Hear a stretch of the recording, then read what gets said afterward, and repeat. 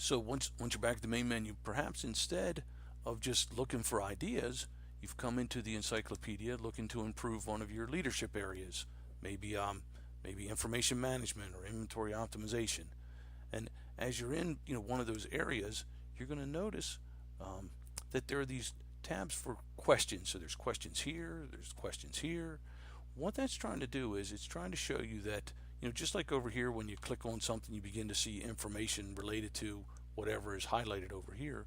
Whenever you click on the questions tab, wherever it shows up within the context, it's trying to say, here are questions that will help you to explore this area. So think about this or think about that.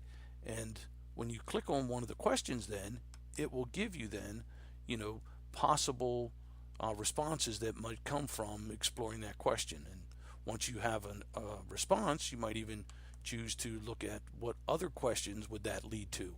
And so you get almost like think of it as maybe a trail for inquiry, an exploration path within the encyclopedia as well. So anytime you see questions, that's trying to tell you, within, in this case, inventory optimization, here's what it is. Here are the elements that come to bear with this leadership area. Here are the questions to ask. And as well, once again, where we got into this was you might have an interest in some different solution. And if you moved into that solution, you might come into the analytics and the questions you might ask. And now we have a different list of questions because we're in a different context.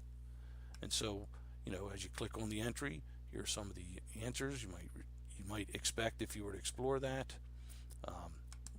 For those, there might be then follow-up questions. How often does it happen that it comes in, and why are you asking that? So it's meant to help you explore as well, so you don't overlook something, and so you also know the critical questions to ask.